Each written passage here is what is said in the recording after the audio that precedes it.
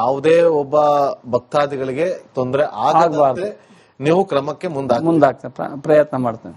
ದೇವಸ್ಥಾನಗಳ ವಿಚಾರವಾಗಿ ಮಾತಾಡೋದಾದ್ರೆ, ದೇವಸ್ಥಾನಗಳ ಅಭಿವೃದ್ಧಿ ವಿಚಾರವಾಗಿ, ದೇವಸ್ಥಾನಗಳಲ್ಲಿ ಇರುವಂತಹ ಪುರೋಹಿತರ ವಿಚಾರವಾಗಿ ಮಾತಾಡೋದಾದ್ರೆ, ಪುರೋಹಿತರ ವಿಚಾರ ಅಂದ್ರೆ ಸರ್, ಈಗ ಪ್ರವರ್ಗ ಏನಾಗೆ ಇರುವಂತಹ ಪುರೋಹಿತರಿಗೆ ಒಂದು ಸಂಬಳ ಅಂತ ಇರುತ್ತೆ, ಪ್ರವರ್ಗ ಬೀನಾಗ ಬರುವಂತವ್ರಿಗೆ ಒಂದು ಸಂಬಳ ಅಂತ ಇರುತ್ತೆ, ಕೆಲವರಿಗೆ ಸಂಬಳನೇ ಹೋಗ್ತಿಲ್ಲ.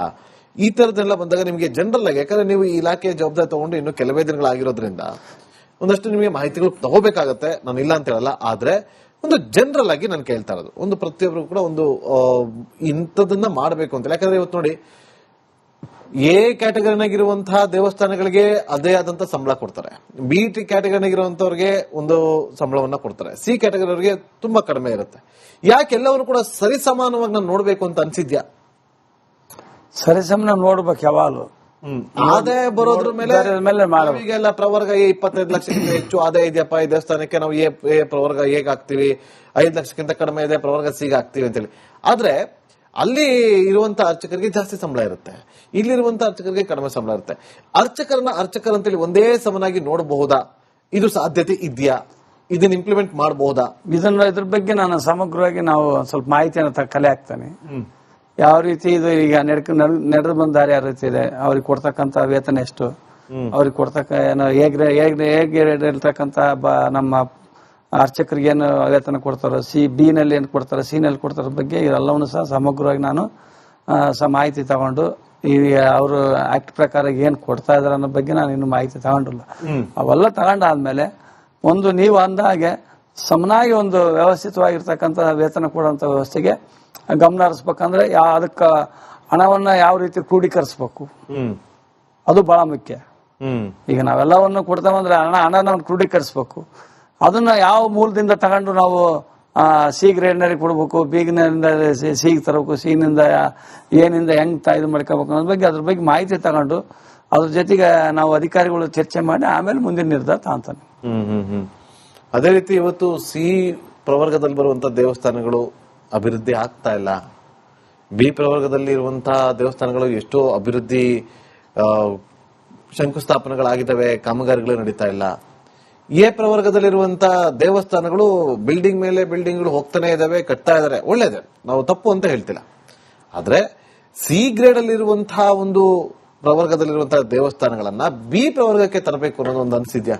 ಬಿ ನಾಗಿರೋದನ್ನ ಎ ಗ್ರೇಡ್ ತಗೊಂಡೋಗ್ಬೇಕು ಅಂತೇಳಿ ಅಂತ ಅನ್ಸಿದ್ಯಾ? ನಾವು ಸಿನಲ್ಲಿರ್ತಕ್ಕಂಥ ದೇವಸ್ಥಾನಗಳು ಸರಿಯಾದ ರೀತಿಯಲ್ಲಿ ಮೂಲಭೂತ ಸೌಕರ್ಯ ಕೊಟ್ರೆ ಆಟೋಮೆಟಿಕ್ ಬಿ ಬರುತ್ತೆ. ಬಿ ನಲ್ಲಿರೋದಕ್ಕೆ ನಾವು ಮೂಲಭೂತ ಚೆನ್ನಾಗಿ ಕೊಟ್ಟರೆ ಆಟೋಮೆಟಿಕ್ ಆಗಿ ಎ ಬರುತ್ತೆ.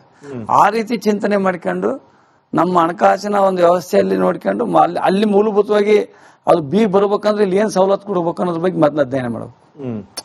ಈಗ ದೇವಸ್ಥಾನದ ಸುತ್ತಮುತ್ತ ಏನ್ ನಾವು ಅಭಿವೃದ್ಧಿ ಪಡಿಸಿದ್ರೆ ಇಲ್ಲಿ ದೇವಸ್ಥಾನದ ಒಂದು ಪ್ರಗತಿ ಕಾಣ್ತತಿ.